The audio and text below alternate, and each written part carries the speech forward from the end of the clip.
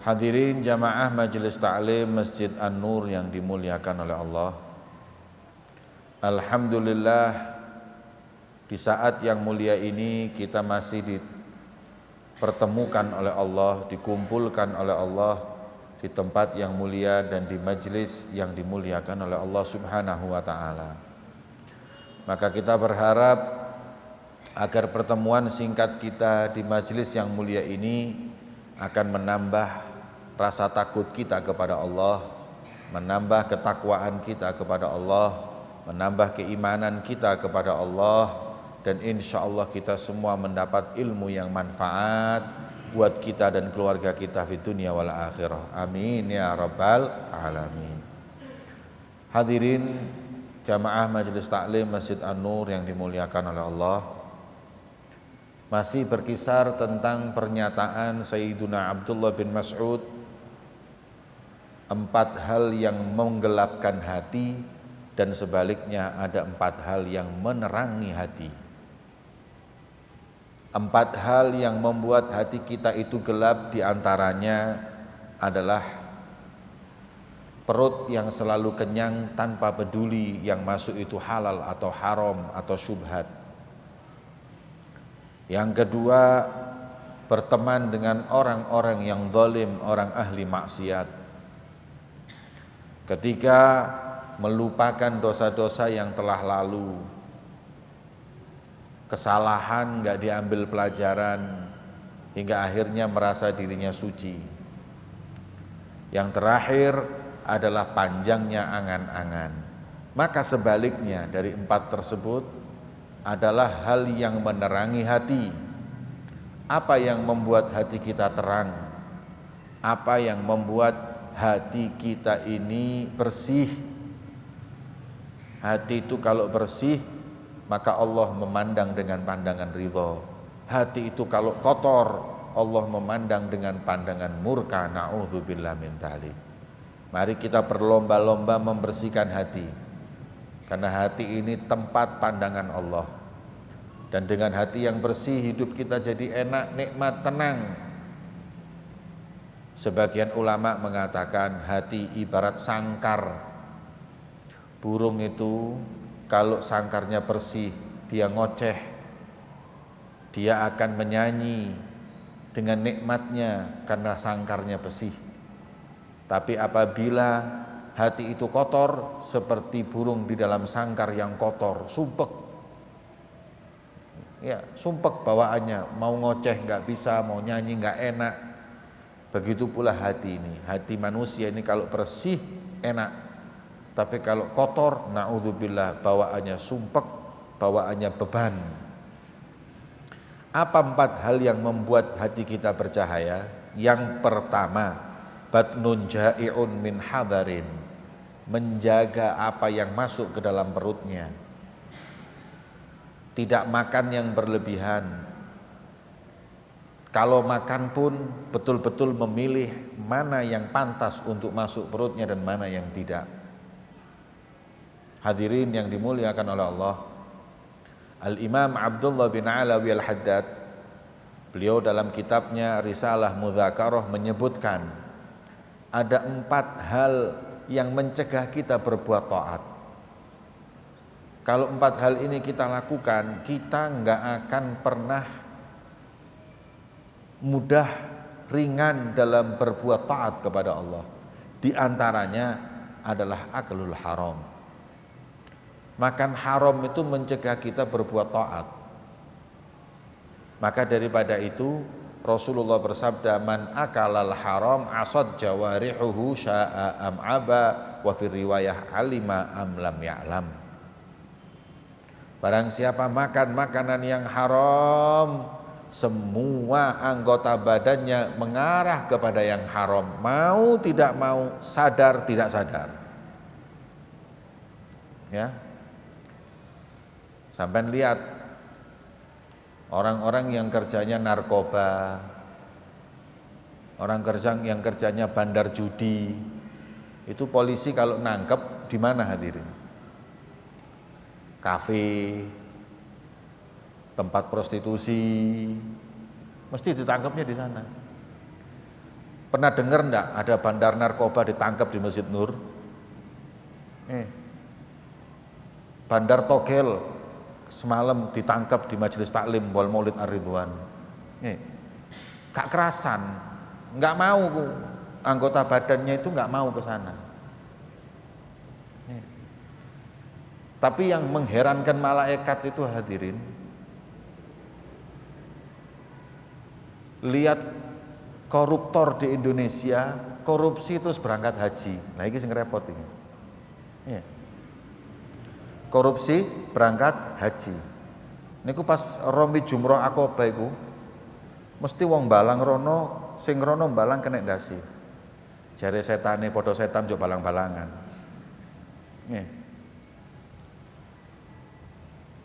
Pokoknya orang itu kalau maksiat, makan yang haram, pasti mengarah semua anggota badannya itu yang haram. Ngomongnya juga haram, bohongin orang dan lain-lain, sudah semuanya.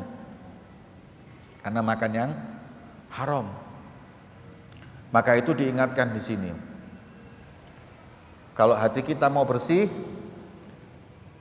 teliti apa yang masuk ke dalam perut kita. Ya. Kalau insya Allah yang masuk ini betul-betul kita hati-hati, yang haram nggak mau, bunga bank nggak mau, bunga bank tidak mau ngambil, kemudian renten nggak mau, kemudian mendolimi orang, ngakali wong gak gelem, hati-hati. Korupsi nggak mau, uang rakyat nggak mau, ini semua nggak mau, maka niscaya hadirin hati ini akan terang. Tapi kalau semuanya masuk, hati ini gelap. Na'udzubillah min dzalik. Wa suhbatus salihin, yang kedua yang membuat hati kita terang itu adalah berteman dengan orang-orang yang soleh, berteman dengan orang-orang yang baik, berteman dengan orang-orang ahli ibadah, jangan berteman dengan orang ahli maksiat.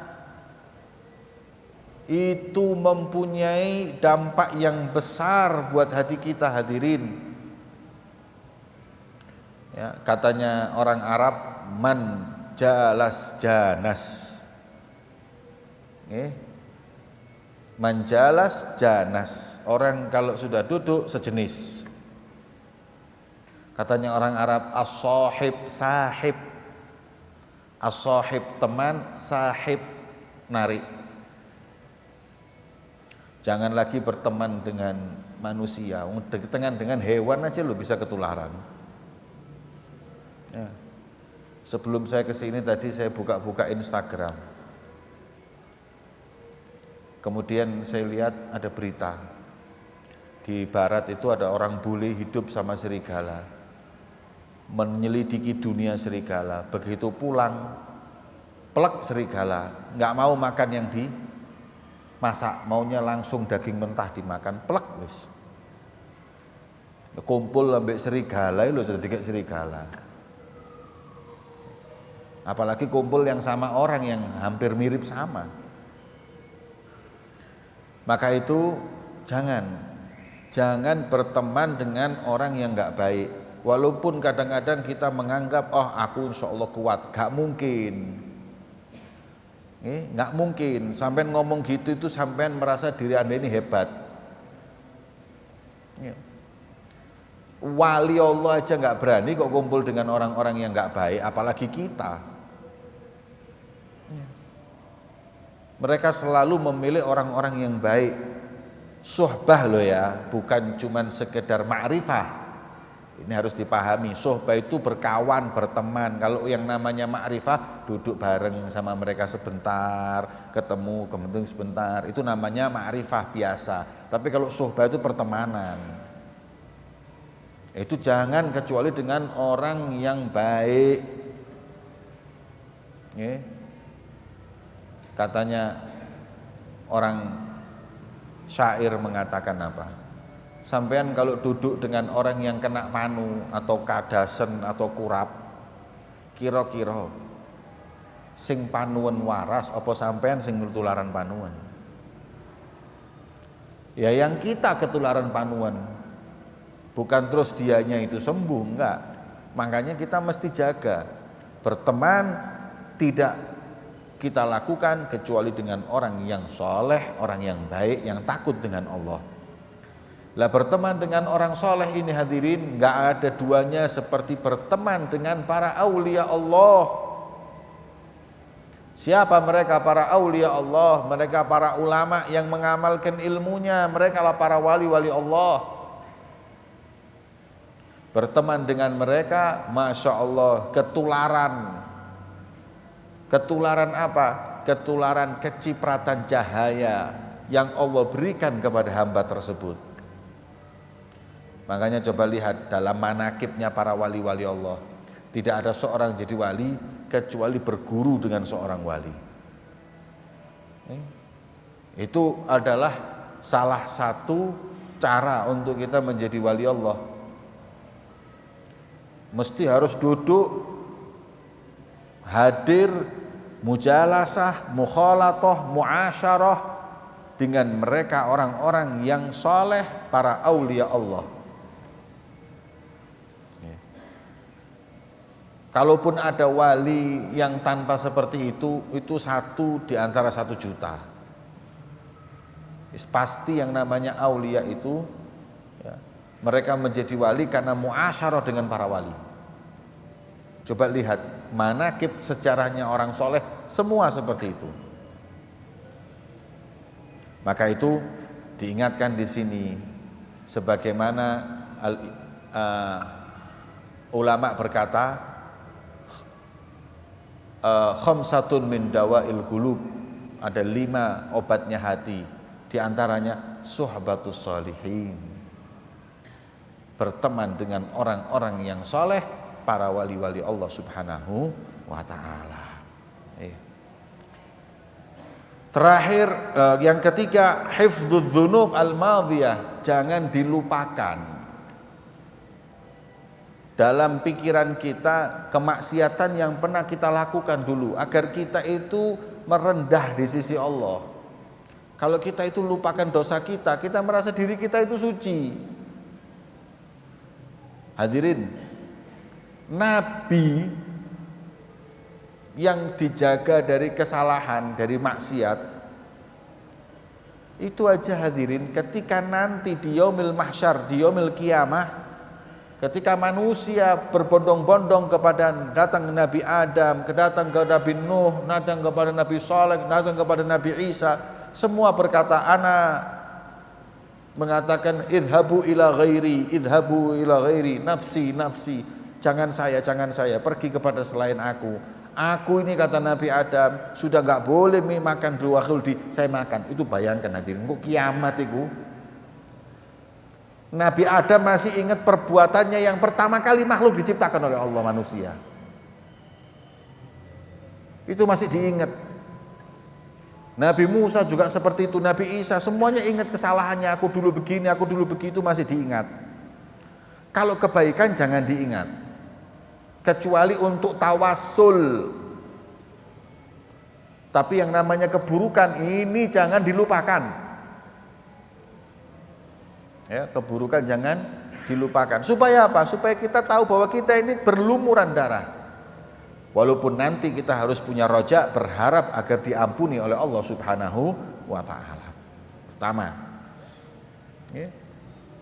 Jadi keburukan jangan dilupakan, kebaikan dengan manusia lupakan, kecuali untuk tawassul. Sebagaimana di kitab Al-Bukhari itu disebutkan, ada 3 orang masuk ke gua.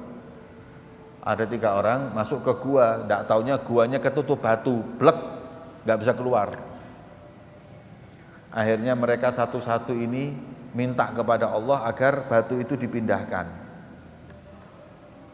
Yang satu tawasul. Nah, ini tawasul tapi dengan amal. Apa tawasulnya? Dia berkata, ya Allah, dulu aku pernah digoda perempuan cantik, dan saya diajak berbuat yang gak baik, tapi saya menolaknya karenamu ya Rabb, saya takut kepadamu ya Allah. Maka karena menolaknya aku perbuatan itu ya Rabb, bukakanlah pintu gua ini ya Rob dari batu itu. Maka batu itu langsung ngobah, gerak. Tapi mau keluar gak bisa, masih sedikit. Yang satu, ya Allah, saya bertawasul dengan amal ya Allah.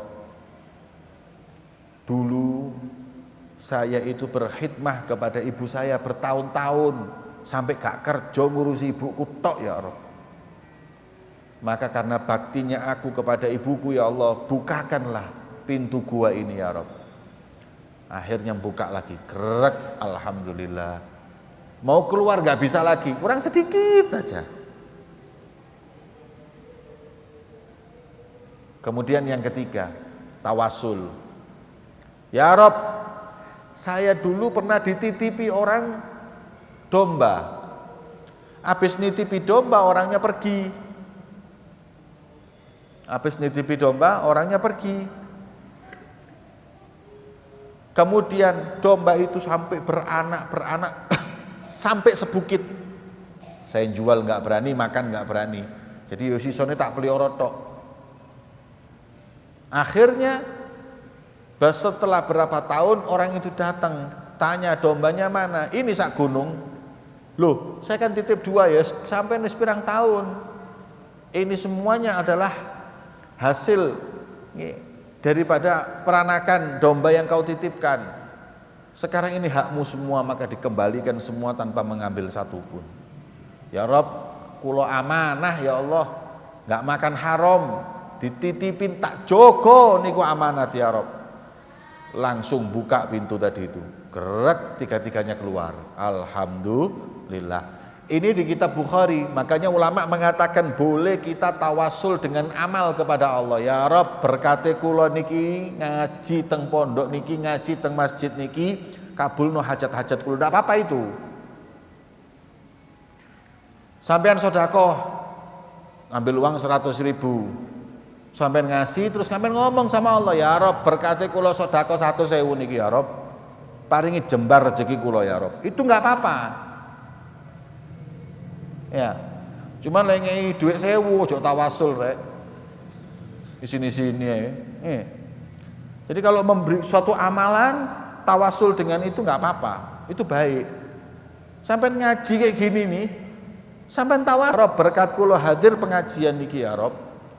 Paringi rezeki sing kathah, rezeki sing jembar ya Rob, paringi husnul khotimah, itu enggak apa-apa. Itu namanya tawasul dengan amal. Jadi tawasul itu hadirin ada 3 macam. Yang pertama, tawasul itu dengan hayy, orang hidup. Itu halal bil ittifaq. Sampean minta tolong orang, dongakno po rezekiku lancar. Ini kita tawasul dengan makhluk boleh. Dongakno po aku iki duwe hajat supaya kabul. Itu namanya tawasul dengan makhluk hidup, hayy. Bil ittifaq, karena Rasulullah pernah minta doa kepada Sayyidina Umar bin Khattab ketika mau berangkat haji, jangan kau lupakan walatan sa'akhuk walatan sa'akhaik minad doa, jangan kau lupakan saudaramu ini. Pakai ditazghir lagi sama Rasulullah saking tawadhu'e Kanjeng Nabi. Daripada doa, jangan ya. Jangan lupakan saudaramu ini. Jadi minta doa itu enggak apa-apa. Itu yang pertama. Yang kedua, tawassul bil amwat. Tawassul bil amwat itu tawassul dengan orang yang tidak ada. Bukan yang meninggal atau yang tidak ada. Yang tidak ada. Kalau hidup kan langsung, ini tidak ada orangnya. Meninggal. Ini boleh apa tidak? Mayoritas ulama membolehkan. Ya. Jadi sampean kalau ziarah Sunan Ampel terus minta sama Allah, ya Rob berkati Sunan Ampel, atau sampean bahkan minta kepada Sunan Ampel, ya Sunan Ampel jalukno ndek Gusti Allah ya. Supaya hajat-hajat kula niki kabul. Kan mereka juga enggak mati. Wala tahsabannal ladzina qutilu fi sabilillahi amwat bal ahya. Atau ya Rob bibarkati sunan ampel ya Rob gobulno hajat niku. Itu gimana hukumnya tawasul dengan yang sudah meninggal? Maka jawabannya mayoritas ulama membolehkan. Ada ulama yang mengharamkan. Ada ulama yang mengharamkan. Nah, sekarang sampean ini saya kasih tahu. Kalau ketemu orang yang mengharamkan, tanya kenapa mengharamkan. Jangan dia yang tanya kepada kita, mana dalilnya tawasul. Hei mas, kon sing tak takoni, kon gak tawasul iku dalilmu apa? Anda jangan muter, sampean ojo gelem dibodoh-bodoh. Orang-orang ini yang mengatakan tawasul dengan yang meninggal itu yang kita tanya dalilnya. Karena semua ulama melakukan. Dari zamannya para salaf, para tabi'in, sampai di zaman Rasulullah, kita kasih dalil. Mulai dari zaman Nabi, kemudian dari zamannya para sahabat, para tabi'in, mereka bertawasul dengan yang meninggal. Ya. Terus habis itu baru ada sekelompok orang-orang sekarang yang mereka nggak mau bertawasul dengan yang meninggal. Monggo, tapi Anda jangan tanya saya, mana dalilnya tawasul dengan yang hidup, yang meninggal. Iki kuali, kon sing tak takoni. Kon gak tawasul itu dalilmu apa? Jadi jangan kita yang ditanyain. Saya kadang-kadang bingung dengan orang itu. Saya pernah ketemu. Habib kan ziarah kubur, iya. Habib tawasul dengan para wali, iya. Mana dalilnya? Kon tak takoni kon. Kon gak ziarah kubur, dalilmu apa? Mana ada ulama yang tidak ziarah kubur? Mana ada ulama yang nggak tawasul? Jadi jangan nanti saya kasih dalil, cuman saya tanya dulu, kamu nggak mau itu dalilnya apa? Oh dalilnya ini duduk dalil, gak melbu kabeh iku dalilmu iku. Iya. Orang nggak boleh ziarah kubur, kenapa? Seperti bukan nggak masuk dalil itu semuanya. Nah sekarang saya kasih dalil. Nabi Adam tawasul dengan Nabi Muhammad belum diciptakan Rasulullah. Itu belum ada loh hadirin. Satu. Kedua, di zaman Rasul Shallallahu Alaihi Wasallam banyak para sahabat yang tawasul dengan Nabi Muhammad. Maka disunahkan sampai geringgingen tawasul dengan Kanjeng Nabi wa Muhammad panggil Rasulullah ya Muhammad, dalil Sahih Bukhari. Itu kan tawasul dengan Nabi Muhammad. Kemudian sekarang mereka baru mengeluarkan satu fatwa baru. Tawasul itu bolehnya sama Nabi Muhammad saja, sama yang lain nggak boleh. Lah ini repot lah. Nih, jadi sudah kebentuk dengan dalil boleh. Akhirnya sekarang yang boleh untuk Rasulullah, yang lain nggak boleh. Ya.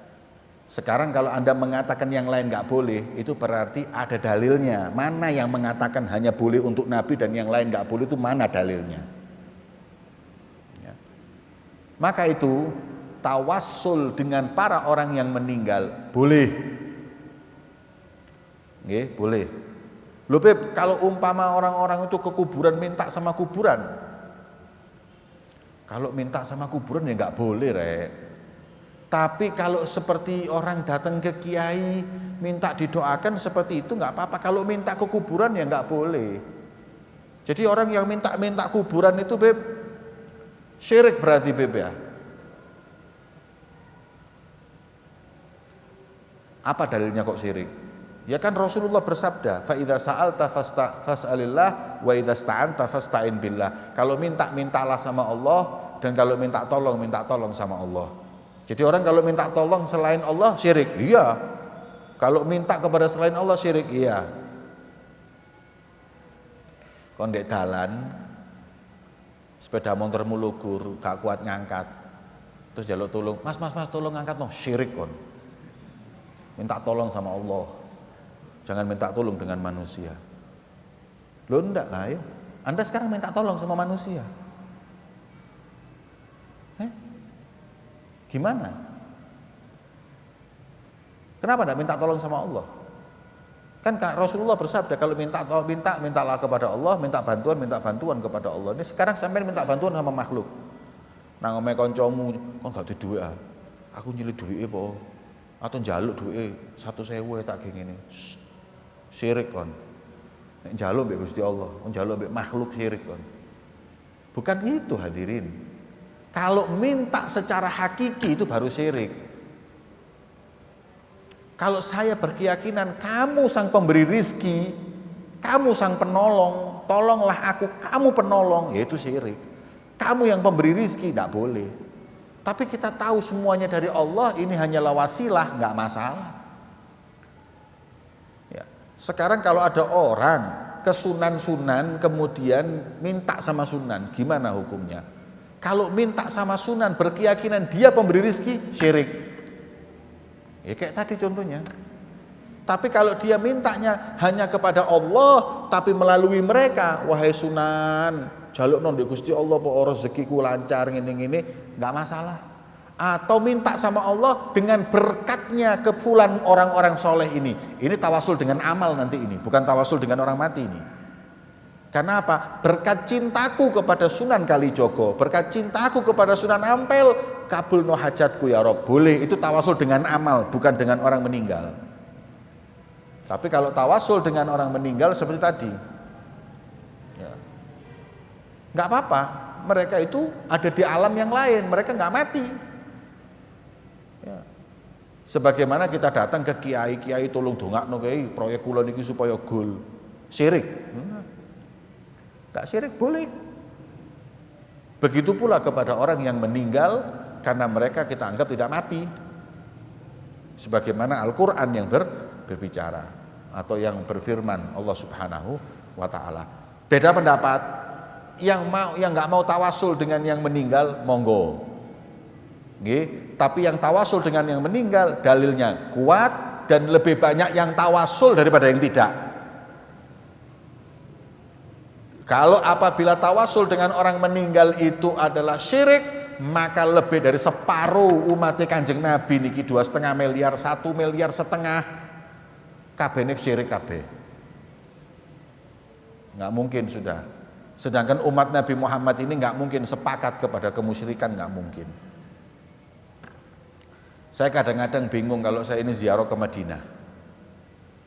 Rasulullah bersabda, aku nggak takut umatku syirik, tapi yang aku takut kalau umatku digiur dengan dunia hingga akhirnya berebut dunia, hancurlah mereka sebagaimana hancur umat terdahulu. Hadis sahih. Masyir ka akhafu alaikum. Dalam riwayat yang lagi mal faqru akhafu alaikum. Aku gak wedi umatku melarat. Aku gak wedi umatku syirik. Sing tak wedi niku tergiur dengan dunia. Wis. Saya kalau ke Madinah, saya kalau ziarah Rasulullah, tangan ngene tok wis diamuk-amuk. Alasannya takut syirik. Nggih. Tapi begitu saya keluar dari ziarah Rasulullah, bangunan Masya Allah 50 lantai. Saya mikir, katanya Rasulullah, saya ini nggak takut umatku syirik. Saya cuma takut umatku itu tergiur dengan dunia, berebut dengan dunia, bergelimang dunia, akhirnya mereka binasa. Yang ditakuti Rasulullah ini bangunan ini, bukan kuburan ini yang ditakuti Rasulullah. Kan gitu Rasulullah bersabda. Aku nggak wedi umatku syirik. Terus gak usah dicekel-cekeli meden-medeni kayak ngono. Ngene gak oleh madhep kono. Harus madhep sana, enggak boleh madhep doa, harus madhep Rasulullah, enggak boleh, harus madhep kiblat. Lah masa kita ini ziarah Rasul di belakang kita gini. Kita di depan Rasulullah ya kita doa sudah. Lah kiblatnya, ya kiblat mana aja yang namanya doa ini kiblatnya langit kok. Orang sholat kiblatnya Ka'bah, orang doa kiblatnya langit. Makanya orang doa gini, masa ono wong donga ngene. Memang kiblatu doa as-sama, kiblatu sholah, al-kiblatu sholah Ka'bah. Wa kiblatul arwah Sayyiduna Muhammad sallallahu alaihi wasallam. Ya makanya pemikirannya membingungkan. Takut orang syirik di sini, tapi dia nggak takut orang bangun-bangun di sini. Padahal yang ditakutkan Rasulullah yang bangun-bangun, bukan yang tawasul. Tapi memang dulu, kata bapak saya dulu haji tahun sekitar 70-an, 60-an, itu belum seperti ini hadirin. Memang kadang-kadang orang-orang Islam ini lebay ketika ziarah Rasulullah. Nggih, lebene napa? Jadi mereka ketika ziarah Rasulullah ngambil uangnya dilempar ke kuburannya Nabi. Ini enggak pantas hadirin. Jadi mereka itu kebanyakan orang-orang India, mereka itu beranggapan ndekek duit di kono rezekine lancar. Nggih, terus dagangannya laris. Itu enggak boleh kayak gitu. Itu sekarang itu Anda anggap ya, dianggap makanya orang ziarah wali itu ada adabnya hadirin. Salah satu diantaranya ziarah adabnya orang ziarah aulia itu tidak boleh terlalu dekat. Enggak boleh terlalu dekat. Imam Ibn Hajar mengatakan bahkan tidak boleh tamassuh bil qabr, ngusap-ngusap kuburan itu juga enggak boleh.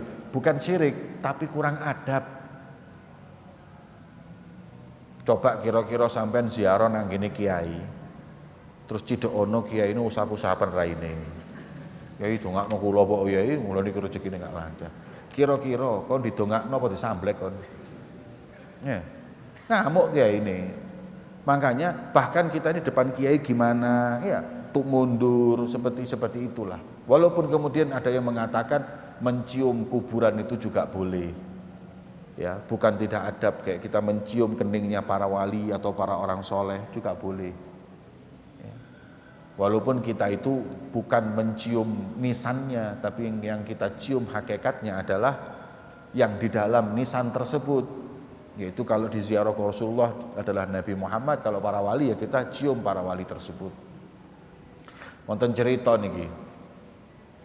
Ada ulama dari Yaman datang ziarah kuburannya Rasulullah, terus kemudian ada maesannya dicium. Maesannya niku kuburan Rasulullah itu kan hadirin. Kuburan Nabi ini kan ditutup sama cor ngono. Jadi ada ceritanya ini. Di zaman Khilafah Abbasiyah, belum Utsmaniyah. Itu ada orang Yahudi bencinya minta ampun sama Rasulullah. Pura-pura masuk Islam, tinggal di Madinah, sewa rumah.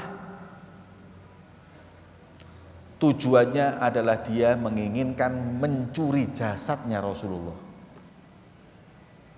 Dari rumah tersebut bobol dia itu.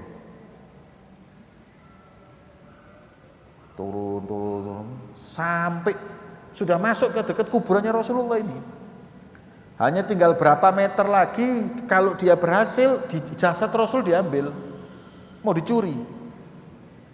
Yahudi ini. Jadi yang namanya radikal itu setiap Islam, setiap agama itu ada. Dan paling banyak radikal Yahudi. Tapi karena media punyanya Yahudi, sing radikal wong Islam. Padahal paling banyak radikal itu Yahudi. Sak nemen-nemene wong radikal gak ono ate nyolong jasate Paus Yohanes Paulus ngono. Ono ah? Enggak ada. Sak radikal-radikal wong muslim gak ono sing ate nyolong jasad, tak ada. Ini Yahudi ini mau mencuri jasadnya Rasulullah ini.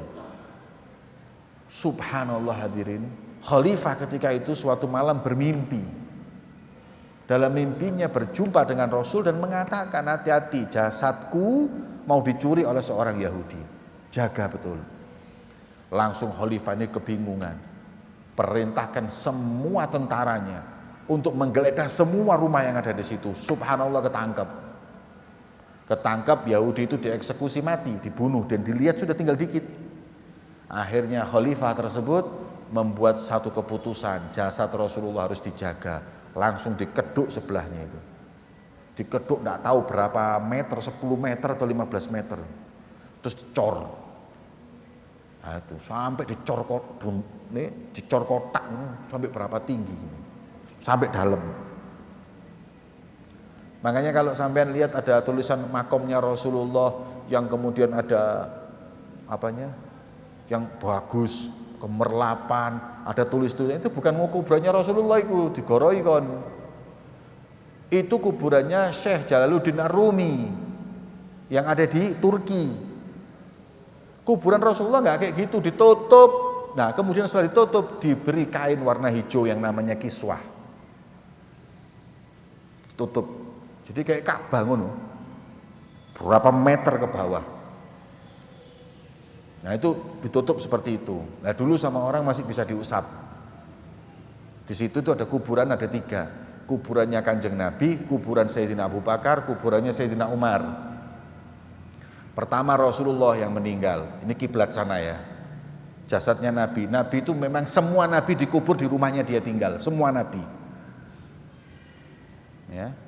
Jadi kalau sampean ziarah para Nabi berarti itu rumahnya dia dulu. Ya. Nabi dikubur di rumah beliau. Sebagaimana Nabi-Nabi sebelumnya. Di sini. Ini jasadnya Nabi ya. Ini kiblat.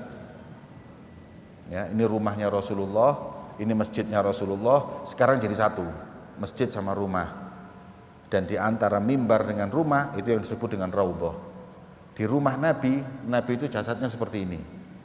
Kemudian meninggal Sayyidina Abu Bakar Siddiq. Sayyidina Abu Bakar Siddiq dikubur di belakangnya Nabi tapi digeser ke kanan. Paham? Digeser ke kanan. Jadi Nabi terus belakangnya itu Sayyidina Abu Bakar. Kemudian meninggal Sayyidina Umar bin Khattab, dikubur di belakangnya lagi, digeser ke kanan lagi. Makanya kata kalau guru-guru saya memberikan kepada murid-muridnya pemahaman yang mudah, kuburan mereka Rasulullah Sayyidina Abu Bakar Umar seperti tangan kanan diambil gini. Nah ini kuburannya. 1, 2, 3. Nek sampean kepingin posisi kuburannya Rasulullah Sayyidina Abu Bakar Sayyidina Umar seperti ini caranya. Nah, tapi tolong sing drijine kayak aku ngene, ono sing drijine padha repot iku hadirin. Nggih. Jadi satu yang paling ini. Jadi seperti ini, Rasulullah Sayyidina Abu Bakar Sayyidina Umar. Makanya kalau ziarah kita Assalamu alayka ya Rasulullah, Assalamu alayka ya Habibullah, Assalamu alayka ya Safwatullah, Assalamu alayka ya Imamal Anbiya wal Mursalin. Setelah salam kepada Rasulullah, mundur sedikit terus ke kanan. Assalamu alayka ya Abu Bakar Siddiq, Assalamu alayka ya sahabi Rasulillah, ya assalamu alayka wa ala ibadillahi salihin. Terus mundur lagi terus ke kanan lagi. Assalamu alayka ya khalifata Rasulillah, ya Amiral Mukminin Umar bin Khattab, seperti itu. Karena memang seperti ini. Tapi tiga-tiganya ditutup tadi itu. Cor muter wis gak iso didelok. Kuburannya di dalam. Nah, kemudian dari dicor tadi itu ada pintu. Ya, nah itu enggak sembarangan bisa masuk itu. Yang saya lihat yang masuk itu cuman enggak boleh direkam, enggak boleh diapa, itu yang masuk ada presiden Chess-nya itu, Godiruf, dan presiden kita Jokowi. Yang enggak salah pernah masuk dimasukkan kuburan. Saya kepingin masuk, tapi saya nggak kepingin jadi presiden, ini lah repot lah. Coba corone iso melbu tapi gak presiden. Nih, ate duwe ilmu sing iso ilang-ilang ya kalah mbek Kanjeng Nabi. Malah aku wedi melbu gak iso balik engko. Nih, jadi seperti itu. Ini kuburannya Nabi. Nah, kita kembali ke bab tawassul. Terus kemudian ada orang dari ulama dari Hadramaut ziarah kuburan Rasulullah terus diusap-usap itu. Diambungi.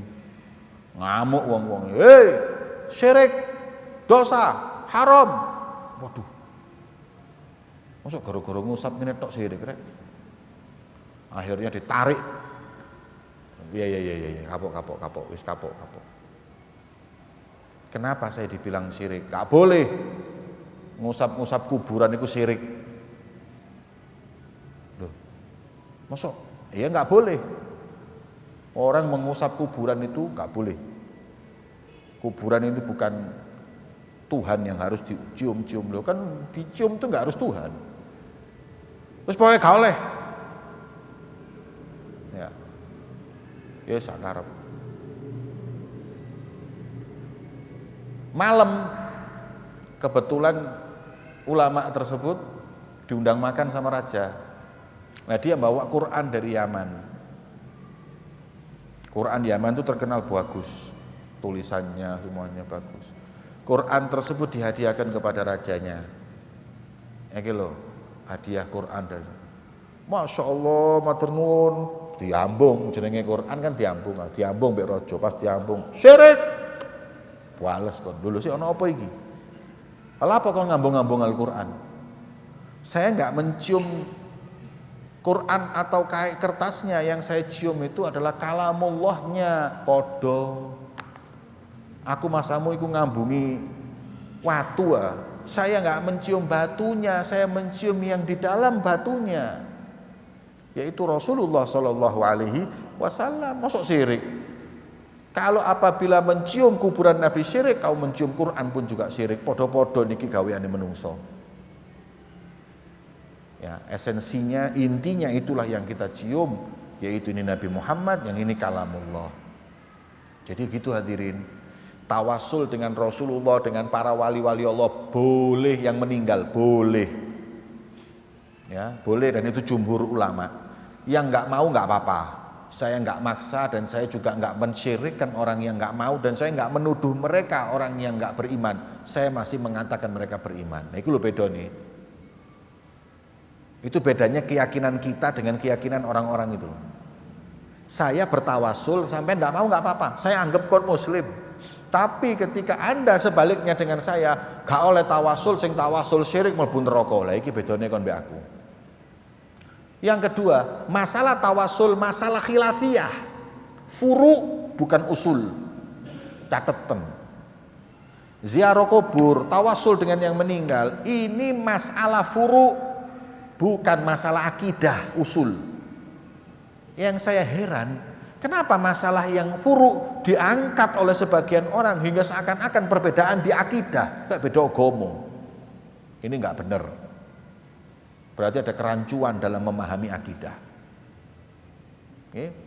Dan yang terakhir, tawasul dengan amal. Juga ini mutlak ulama membolehkan, sebagaimana yang tadi saya contohkan. Kembali kepada pembahasan, bahwa kita harus ingat semua kesalahan kita, tapi kebaikan kita jangan diingat-ingat kecuali untuk tawasul, khususnya untuk kebaikan dengan manusia. Iso lalekno, supaya kita itu nggak merasa punya amalan yang banyak, kecuali tadi saya kembalikan lagi untuk tawasul amal. Terakhir, yang membuat hati terang, ingat mati.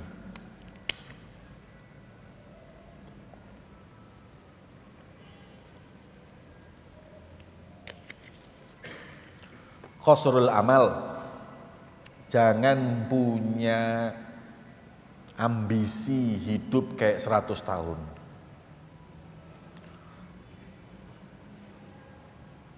Jadikan kematian itu seakan-akan besok datang kepada kita. Makanya Rasul mengatakan apa? Sholatlah engkau seperti sholat orang yang terakhir melakukan sholat. Jadi setiap berbuat apapun kayak seakan-akan ini akhir, maka kita akan mempunyai ibadah yang berkualitas. Hadirin, orang itu kalau lupa yang namanya mati, dia akan berani bermaksiat kepada Allah. Tapi kalau ingat mati, takut mau maksiat, takut. Aku seiling zamane SMA biyen. Tahu-tahu di rumah itu ada beberapa teman saya menggos-menggos. Lari sampai rumah itu menggos-menggos. Apa? Malang itu gempa dulu, pernah ada gempa di Malang. Ya enggak sampai skala Richter, cuman ya omah itu goyang. Lah teman saya ini lagi beliatan, main beliat. Pas main beliat, bali moro menggok dhewe. Langsung dibayar cepet-cepet mulai. Saya tanya, terus yang mbok wedeni apa? Aku wedine lek ambruk. Terus aku mati ndek beliatan lho. Ya apa kok anakku ngomong, iki bapake sing ben mati ndek beliatan ya. Makanya dipikir. Sampean di jalan tuh ada pijet. Ono pijet di jalan iku lho. Iku lak sing mijet wong wedok ah. Nek wong lanang pijet iku lak haram ah. Nek sampai nanti mlebu rono mikiro, pas aku dipijet mbok. Moro klek. Ya apa rek? Bojomu ndi mati dene dipijet. Kan ndak enak dirungokno. Mati di tempat pijet, naudzubillah. Mati di tempat apa tadi? Tempat biliar, naudzubillah. Mati di tempat maksiat. Nek sampai ndek kene, malaikat Israel teko, wah iku enak rek, ceritane ku enak. Sampai diambil Israel jebret, kon gak ero ah. Wong iki yo bapake sing mati di masjid winginane ngono. Enak ceritanya hadirin. Saya kemarin baca kitab manakib, ada orang meninggal dalam keadaan sujud di masjid, itu ditulis sampai mulai ratusan tahun yang lalu nih meninggalnya. Sampai detik ini manakibnya ditulis. Kenapa? Dia meninggal di masjid dalam keadaan sujud. Waduh, beritanya ku enak, nggak bakal dilupakan. Ada orang meninggal dalam keadaan sholat di Masjid Nur, sampai kapanpun Masjid Nur ini ada, orang ini namanya akan selalu harum. Sampeyan tahu Habib Syekh sing gosida loh, Syekh AA loh, Habib Syekh Abdul Qadir As-Segaf. Itu ayahnya Habib Abdul Qadir itu pas Jumatan ngimami sholat Jumat meninggal di mihrab dalam keadaan sujud. Makanya orang-orang bilang Habib Syekh berkati abai, berkati bapai. Memang abahnya ahli ibadah, meninggal dalam keadaan seperti itu. Kan beruntung hadirin. Iki cidak, iki masjid. Nek kon sampai sedo ndek kene, jenengmu harum. Tapi kon geser rono nang alun-alun matine gak enak rek. Geser rono didik lho. Kon gak ro ae sing nyosop di alun-alun ben lho. Ketam ndek kono besi. Kok gak enak didik tok lho kaceke lho hadirin. Sudah beritanya sudah nggak enak. Nah, makanya kita kalau mau kemanapun, mau berbuat apapun mikir, ya Allah, pas aku ngelakoni iki terus mati yo. Ya lek sempet tobat, lek gak sempet. Nih. Makanya orang kalau sudah yang namanya mati baina nasbi aini, tegak seperti di hadapan di depan pikirannya, terus gak mungkin wani maksiat. Gak mungkin. Nah, orang yang seperti itu namanya orang yang angan-angannya pendek. Tapi kalau orang yang nggak ingat mati itu angan-angannya panjang.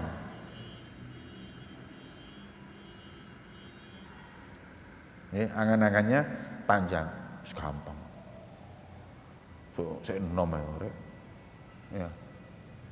Ono sing apa? Muda foya-foya mati masuk surga. Surga mbahmu kok enak kon ngatur kayak ngono. Ya lek terus kon tuwek sik, lek gak sampai tuwek. Khususnya kalau sudah tahun baru ini. Ya Allah, berapa pemuda yang meninggal overdosis ganja, overdosis narkoba, overdosis minuman. Anak muda semua itu hadirin. Sing trek-trekan. Tapi alhamdulillah Batu tahun baru ini ditutup alun-alune plus masjidnya pisan. Nggih. Wis repot iki rek. Ate maksiat gak iso. Ate ibadah ya gak iso. Nggih. Bingung menungso saiki rek. Nggih. Jadi muga-muga iki gak ono sing maksiat dadi supaya diangkat corona iki. Nggih, ambek Allah taala, ya. Kalau memang harus dibuka, ya sing dibuka itu masjid supaya ibadah, dudu alun-alune sing dibuka. Paham enggak? Paham? Do you understand? Nah, kadang-kadang bingung, wong kumpul maulidan gak oleh, kumpul gendaan oleh. Ya. Kadang-kadang bingung, iki negara Indonesia apa Cina? Ya. Kalau negara ini kan ketuhanan yang Maha Esa. Jadi pertama kali kalau ada apa-apa itu langsung minta sama Allah. Kecuali kalau ini negara komunis atau sekuler atau semua baru. Ya, wis agama nomor loro. Sing penting itu demokrasi atau yang lainnya. Ya, tapi alhamdulillah, mugi-mugi ya insyaallah masjid-masjid ini walaupun tidak boleh bikin majelis tapi tetap sholat 5 waktu berjalan, ibadah tadarusan, yang penting nggak usah kerumunan, nggak usah banyak orang, karena itu bisa menyebarkan penyakit seperti yang disampaikan oleh dokter-dokter tersebut. Hadirin yang dimuliakan oleh Allah, eling mati. Wong nek eling mati, atine tetap terang. Ya, karena dia pasti akan jauh daripada kemaksiatan kepada Allah Subhanahu wa taala. Nggih, mugi-mugi kula kali panjenengan sedaya diparingi panjang umur. Sehat wal afiat. Nek ndonga niku panjang umur plus sehat wal afiat ma'a kamalit taufik dan dapat ridho taufiknya Allah. Ndonga iku hadirin sing lengkap. Habib Ja'far bin Syekhon Asegaf Pasuruan. Beliau berbaring di rumah sakit. Didatangi temannya. Kemudian didoakno, mugi-mugi kon panjang umur. Gak diamini. Amin ngono lho, enggak. Lho ya apa sih? Kurang dongamu. Kon ndongakno aku panjang umur, tahun ngarep kon rene maneh aku sing geblak di rumah sakit iki panjang umur gak mati-mati. Oh, lah terus ya apa?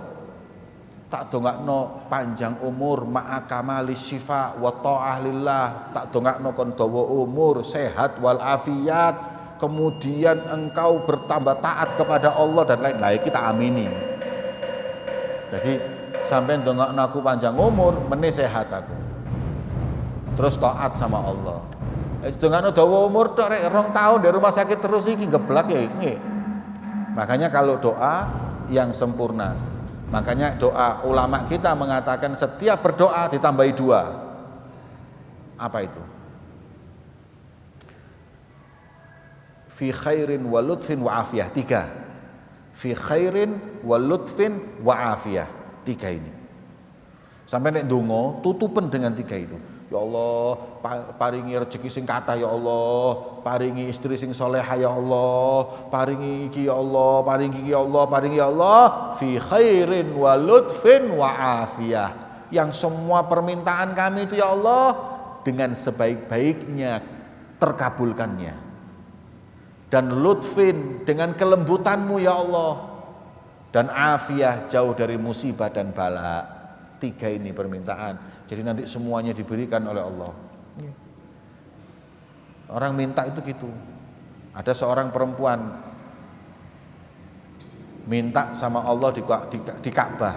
Ya Allah, paringi bojo sing soleh, alim, anake wong alim, duwe pondok ya Arab, kiai ya Arab. Ya Rob, ganteng ya Rob. Ganteng, soleh, kiai, duwe pondok, anake wong soleh, putune wali ya Rob. Lengkap kan? Ketoke. Begitu dia pulang, betul hadirin. Langsung dia itu pulang umroh dipinang oleh seorang laki-laki ganteng, soleh, alim, putune wali, duwe pondok. Cuma dadi bojo nomor 4. Nggih, lah kon gak njaluk ya Rob bojo siji-sijine baru. Kon njaluke ngono tok ya dikeki Gusti Allah. Terus perempuan ini ngomong, ya Allah, dongaku kurang winginane ya Allah. Nggih. Nangane donga niku sing lengkap. Siril Fatihah.